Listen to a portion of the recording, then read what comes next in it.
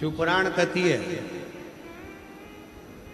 जिस दिन आपको लगने लगे कि मेरे जीवन में बहुत ज्यादा कष्ट चल रहा है, उस दिन अपने ही घर में मट्टी के शिवलिंग का निर्माण करो, पार्थिव शिवलिंग।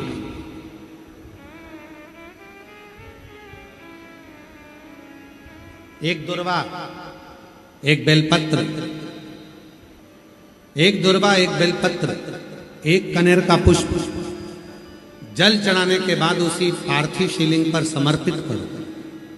दीप लगाकर बाबा से प्रार्थना करो और बाद में उसी शिवलिंग को उसी मट्टी के गमले में विसर्जन भी करो।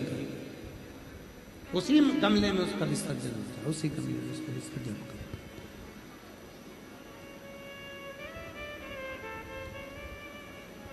एक पार्थिव पूजन का जो फल है, एक पार्थिव पूजन का जो फल है, वो सहस्त्र हजारों लाखों शिवलिंग के पूजन के बराबर फल प्राप्त हो जाता है। एक पार्थिव पूजन का जो फल है, एक पार्थिव पूजन का जो फल है, वो सहस्त्र हजारों लाखों शिवलिंग के पूजन का फल। इसीलिए अधिक मास के शिवरात्रि पर, अधिक मास की शिवरात्रि है 13 तारीख, 13 जून को अधिक मास की शिवरात्रि रहेगी। शाम को 7 बजे पूरी दुनिया अपने अपने घर में पार्थिव शिवलिंग का पूजन करेगी। शाम को 7 बजे आप और हम सब मिलकर अपने अपने घर में पार्थिव मिट्टी का शिवलिंग बनाकर, जो लोग पंडाल में है वो पंडाल में ऑनलाइन पूजन करेंगे, जो घर पर है वो घर पर ऑनलाइन पूजन करेंगे, पार्थिव पूजन करेंगे।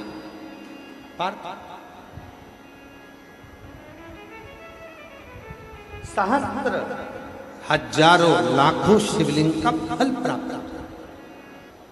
जैसे बलिया के बालेश्वर महादेव, बालेश्वर महादेव, ये शिवलिंग भी पहले बालू रेत का बना था, फिर भगवान शंकर की ऐसी कृपा हुई कि भगवान शंकर ने उस बालू के शिवलिंग को ही पाषाण का शिवलिंग कर दिया। इसलिए बालेश्वर महादेव पर भी जब हम जल चढ़ाते हैं तो सहस्त्र शिवलिंग के जल चढ़ाने का फल मिल जाता है। उसी तरह बाबा बलखंडी नाथ जी के शिवलिंग का वर्णन स्वयंभू प्रकट है। बाबा बलखंडी नाथ जी का शिवलिंग, जब हम बाबा बलखंडी नाथ जी के दर्शन करते हैं, स्मरण करते हैं, पूजन करते हैं, अर्चना करते हैं, तो उसके भी सहस्त्र शिवलिंग के पूजन का फल प्राप्त होता है। सहस्त्र शिव तत्व कह रहा है, भगवान शंकर का पावन चरित्र कह रहा है। एकांबरेश्वर महादेव कांचीपुरम में, तमिलनाडु में, भारत की भूमि पर दुनिया के सबसे विशाल मंदिरों में, जो विशाल मंदिरों की गणना होती है, उन विशाल मंदिरों में सबसे बड़े मंदिर की गणना में कांचीपुरम का, ये तमिलनाडु का मंदिर एकांबरेश्वर महादेव का आता है। एकांबरेश्वर, जहां पर पाषाण का शिवलिंग नहीं है, जहां पत्थर का शिवलिंग नहीं है, जहां सोना और चांदी का शिवलिंग नहीं है, जहां हीरे पन्ने का शिवलिंग नहीं है, जहां पर मिट्टी का पार्थिव शिवलिंग की पूजन होता। अब जरा विचार करिएगा, गुरुजी क्या बात कर रहे हो? ये पार्थिव शिवलिंग, मिट्टी का शिवलिंग जहां एकांबरेश्वर महादेव के मंदिर में पूजा जाता है, वहां क्या वो शिवलिंग मिट्टी का फटा नहीं होगा? क्या उसमें दरार नहीं पड़ी होगी? क्या वो मिट्टी का शिवलिंग बेकार नहीं हुआ होगा? हम जब पार्थिव शिवलिंग का निर्माण करते हैं तब उस समय उसमें हम बहुत से पदार्थ डाल देते हैं। आप कुछ डालें ना डालें, 2 चीजें मिट्टी के अंदर अवश्य डालें। एक मक्खन या दूध या गाय का, जम के बोलो, घी, और दूसरा भस्म। ये 2 चीजें क्यों डालना चाहिए? कि शिवलिंग अच्छा बनेगा, शिवलिंग पक्का रहेगा, दरार नहीं पड़ेगी, उसके लिए डालना चाहिए क्या? ना ना ना, पार्थिव शिवलिंग का निर्माण करने वाले 2 चीजों का स्मरण अवश्य रखें। पहला, मिट्टी के अंदर जब हम मक्खन, दूध या गाय का घी डालकर शिवलिंग का निर्माण करते हैं, जिसके घर में वंश नहीं बढ़ता, 20 साल, 25 साल, 15 साल, 12 साल हो गए हों और जिसके घर में बच्चा ना हुआ हो, हम उनसे भी निवेदन करेंगे कि प्रत्येक प्रदोष, प्रत्येक शिवरात्रि, हर महीने प्रदोष आती है, हर महीने शिवरात्रि आती है, प्रत्येक शिवरात्रि, प्रत्येक प्रदोष को आप मिट्टी के अंदर मक्खन या गाय का दूध या गाय का घी, देसी गाय का मिलाकर शिवलिंग बनाकर उसकी पूजन करना प्रारंभ करें। 1 साल पूरा नहीं होगा, भले 20 साल हो गए होंगे, पर आपका गर्भ जरूर ठहरेगा, ये निश्चितता। भले 20 साल हो गए, 22 साल हो गए, 25 साल हो गए, डॉक्टर ने मना कर दिया नहीं होगा, फिर भी आप बाबा पर भरोसा, बोल बम का नारा है, बाबा है। आप विश्वास के साथ शिव की आराधना करिए।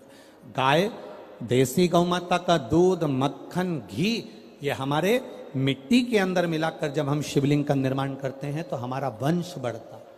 दूसरा, भस्म। दूसरी चीज क्या है? जम के बोलो जरा पीछे वाले भी, और जितने आसपास के जितने 5 पंडालों में जो बैठे हैं, जो अलग से पंडाल लगाए गए हैं उनमें भी जो भरे बैठे हैं, इधर के पंडालों में पीछे वाले, और जितने लोग रोड पर बैठे हैं, जितनी दुकानों के अंदर बैठे हैं, वो भी जरा सावधानी से सुनना। ये पार्थेश्वर शिवलिंग कथा आपको बाद में नहीं मिल पाएगी, बड़े ध्यान से सुनना। ये अपनी जिंदगी बनाने के लिए माँ पीताम्बरा ने अपने धाम में करवाई है, अपने जीवन को कृतार्थ करने। कार्यकर्ता कितनी भी बात करें, पड़ोसी कितना भी बोलता रहे, उसका कोई जवाब मत दो। आप कथा सुनने आए हो, बड़ी मेहनत से धूप में चलकर आए हो, 500 रुपए खर्च कर कर यहां पहुंचे हो, दिल से सुनना तो बाबा दिल से तुम्हारी झोली भर कर भेजेगा। समय बर्बाद मत करना बिल्कुल भी, और जिसको समय बर्बाद करना है वो चुपचाप से उठकर यहां से पंडाल से बाहर जाकर अपनी गाड़ी उठाकर जा सकता।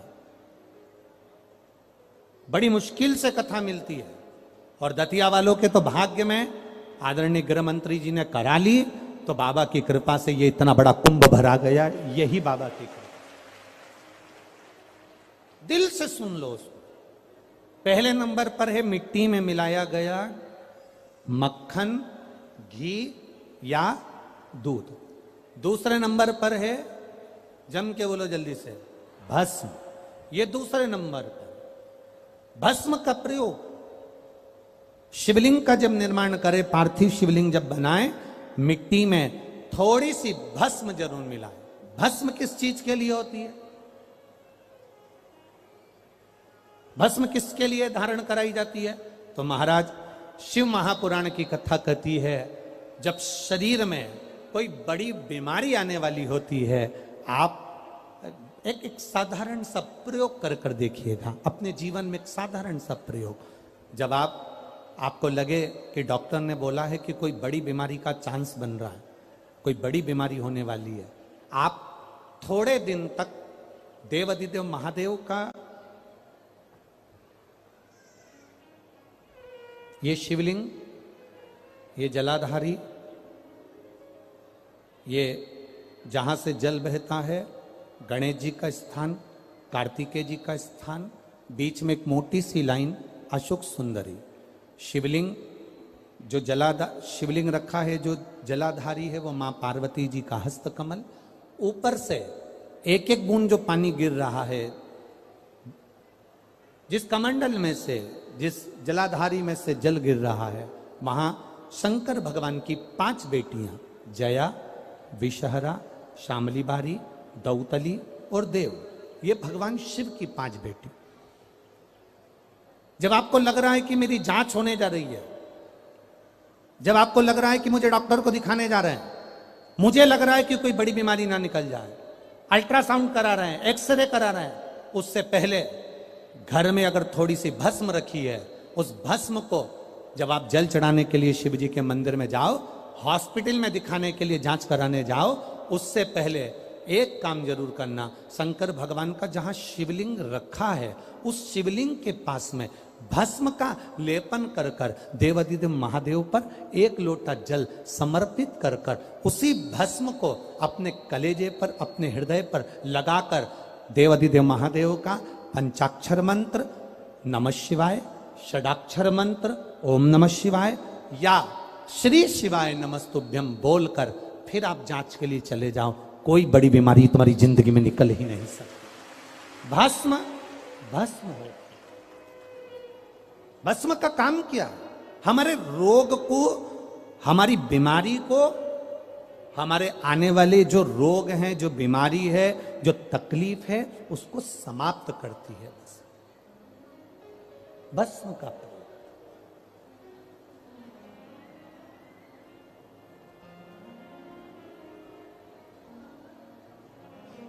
शिवलिंग का निर्माण कर रहे हो, पार्थिव शिवलिंग का, उसमें थोड़ी सी भस्म हमारी बीमारी को हर लेती है, थोड़ी सी भस्म हमारी तकलीफ को हर लेती है। भस्म का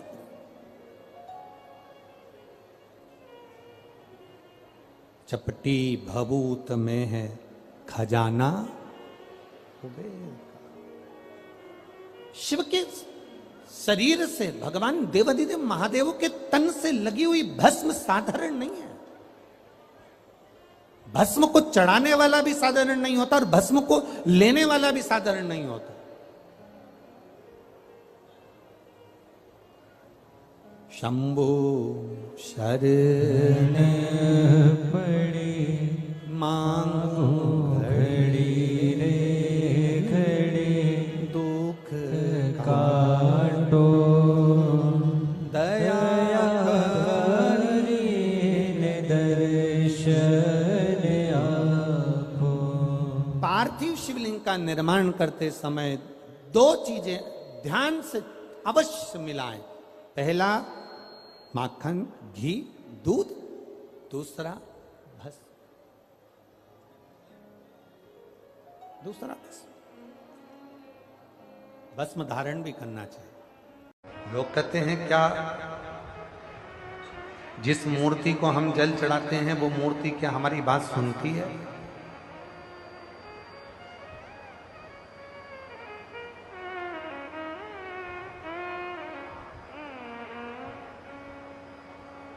जिस मूर्ति पर हम दूध चढ़ाते हैं क्या वो मूर्ति हमारी बात सुनती है?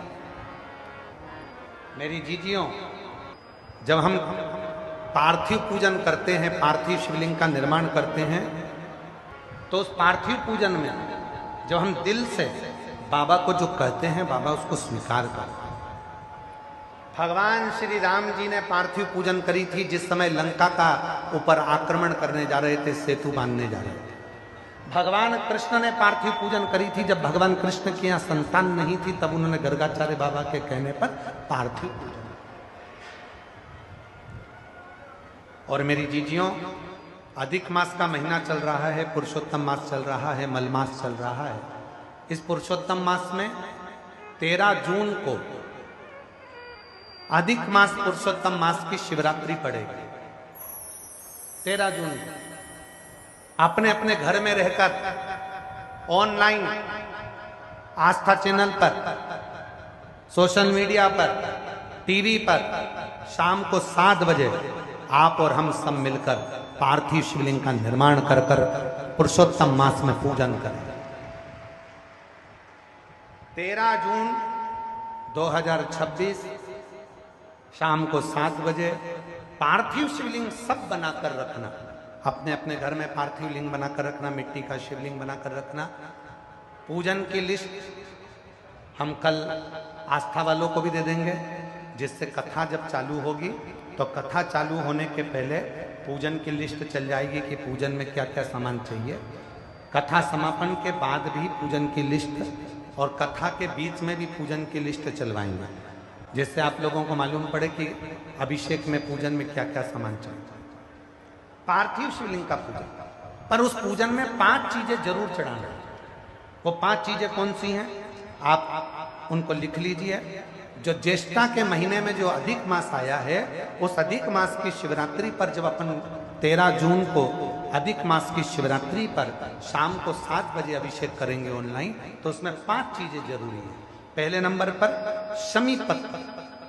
शमी पत्र ज्येष्ठ के महीने में जो शिवरात्रि होती है, उस शिवरात्रि पर जब हम शमी पत्र शिव को चढ़ाते हैं पार्थिव पूजन में, तो हमारे घर में कोई भी व्यक्ति अगर रोग से ग्रसित है या बीमारी उसको आने वाली है या बीमारी से कोई दुख है, तकलीफ है, तो शमी पत्र चढ़ाने से वो दुख उसका समाप्त हो जाता है, उसकी बीमारी मिट जाती है। तो पहले नंबर पर शमी पत्र। दूसरे नंबर पर आंखें अक्षत 11। अक्षत जानते हो? चावल। 11 चावल के दाने सेगे आंखें, वो शिव जी को चढ़ाना है। अक्षत कार्य सिद्धि के लिए अपन को 11 समर्पित करना। दूसरे नंबर पर अक्षत। तीसरे नंबर पर बेलपत्र। केवल एक बेलपत्र भगवान शिव को समर्पित करना। बेलपत्र सुख समृद्धि के लिए चढ़ाएंगे। और चौथे नंबर पर कनेर का पुष्प, जो ज्येष्ठ अधिक मास की शिवरात्रि है उस पर कनेर का पुष्प चढ़ाएंगे। वो कनेर का पुष्प, घर में जो चिड़चिड़ प्रवृत्ति होती है, क्रोध होता है, आपस में एक दूसरे से नहीं बनती है, उसको शांत करने के लिए कनेर का पुष्प चढ़ाएं। और 5वें नंबर पर भगवान शंकर को कच्चा दूध, जिसमें थोड़ा सा या तो गुड़ या थोड़ी सी शक्कर उसमें मिली होगी, वो शिव जी को समर्पित करेंगे। ऐसी 5 चीजें जो जरूरी है अधिक मास की शिवरात्रि पर 13 जून शाम को 7 बजे ऑनलाइन आप और हम सब अपने अपने घरों में रहकर टीवी के माध्यम से, आस्था चैनल के माध्यम से, सोशल मीडिया के माध्यम से ऑनलाइन पूजन करेंगे। और पूरा देश ये अधिक मास के पवित्र अवसर पर, पुरुषोत्तम मास के पवित्र अवसर पर इसकी पूजन, पार्थिव पूजन करेगा, जिससे अपने जीवन को आनंदित करेगा। सती मैया को शिव जी ने स्वीकार करा। पार्थिव पूजन की महत्वता इतनी प्रबल है कि पाषाण में भी देवता को प्रकट कर दिया।